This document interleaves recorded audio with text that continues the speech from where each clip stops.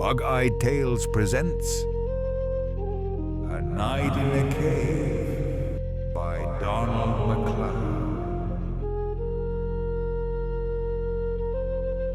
It was in the autumn of 1892, during a visit to the Outer Hebrides off the west coast of Scotland, that I experienced the following adventure. The coast along the western side of what's known as Long Island is dotted with countless small rocky islets. In the fishing season, these islands come alive with flocks of wild geese, ducks, curlews, golden plovers, and more than 100 varieties of diving birds. Stalking geese, however, is no easy task. One must crawl on hands and knees over sharp rocks, sometimes getting within a yard of a promising ridge, only to be foiled by a vigilant curlew or plover who gives a warning cry, sending the entire flock into the air. It was during such an expedition that I left the Bay of Bernary aboard a fishing boat one autumn morning. We were bound for the Seven Hunters Islands, which lie some 20 miles west of the bay.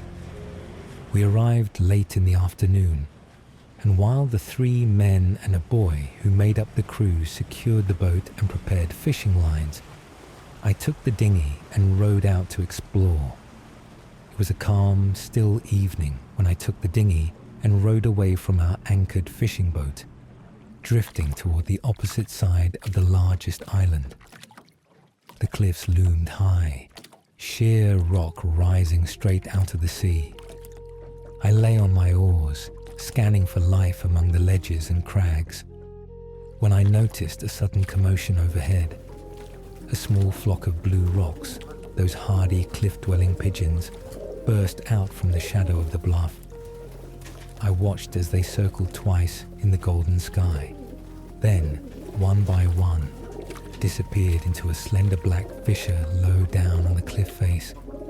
It was barely visible from the sea, but I had no doubt what it was.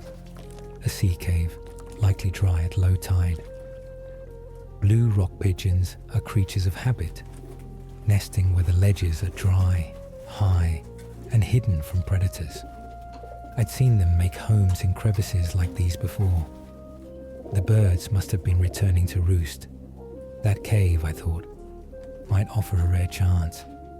My friend in England had asked for a pair of young blue rocks, and here, perhaps, was my opportunity. If I could reach their nesting spot before the tide returned, I might be able to collect a brace without climbing the cliffs or disturbing their colony. Not wanting to waste time, I pulled hard on the oars and made for the narrow opening, the thought of the prize already crowding out any sense of caution.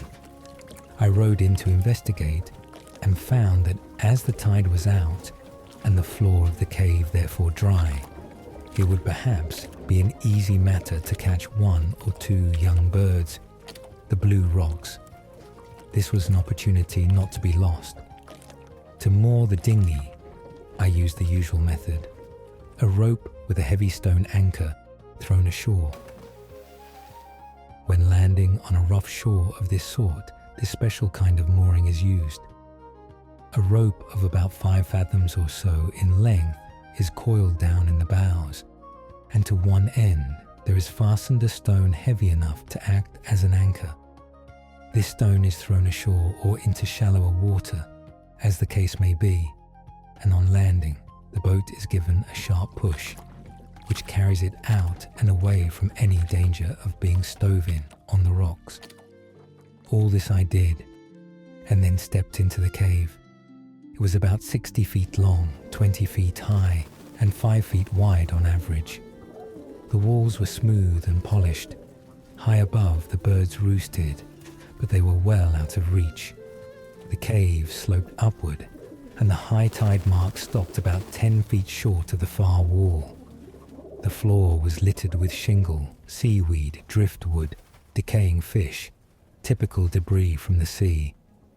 After a leisurely look around, I returned to the entrance to retrieve my stone anchor, only to find it now submerged. The tide had risen. I prepared to haul the rope in. but to my astonishment, it came away slack. There was no boat at the other end. Looking out to sea, I spotted the dinghy drifting nearly a quarter mile away. It later turned out that the crewman who moored it had forgotten to fasten the rope. When I'd pushed the boat off earlier, the rope had simply run out, setting the dinghy adrift. I was stranded. There was nothing to do but stay put and hope the crew would come looking for me. If a surf picked up during the night, I might be drowned like a rat in a trap. With the water steadily rising, I retreated to the far end of the cave. Though it was summer, the cavern became pitch dark, buried in Stygian blackness. I must have dozed off, because sometime around midnight, I was startled awake by a loud, eerie sound. The echo was so intense it felt like volleys of musket fire rattling off the walls. A moment later, I realized something had entered the cave. I couldn't see what it was, only that it moved like a dog shaking itself dry after coming out of the water. Then came a strange phosphorescent light, reflected off the wet surfaces, and in that glow, I glimpsed a huge, hulking shape. It looked like some weird mammoth of another age. The sudden appearance of such a monster, under such circumstances, unnerved me for a few moments, but on remembering that my chance of life in any case was very small, and that I might as well die game, I got ready my only weapon, a strong, single-bladed pocket knife, and prepared for eventualities. My heart pounded. I braced myself. The creature was now rapidly approaching me, its glaring yellow eyes being the only part visible, while its gruntings and breathings reverberated from side to side of the roof of the cave, returning 1,000 times intensified, until it sounded like the continual roar. It saw me. The snarling sort of bark, it seemed to raise itself up as if to pounce on me.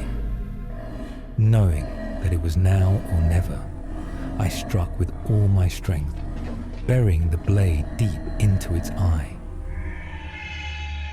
The force of the beast's reaction flung me across the cave, wrenching my arm and knocking the knife from my hand. I remember very little after that. I remember being for a time part and parcel of a terrific whirlwind in which I was mixed up with stones, seaweed, and other things. And the next thing I recollect is coming to my senses, with the faint light of dawn creeping into the cave. When I attempted to get up, I found I was unable to move, and the effort I made caused me great agony. Then, faint but unmistakable, the sound of oars, distant voices. At first I thought it a dream. I summoned every ounce of strength and forced a whistle, fearing lest the rowers might pass the cave.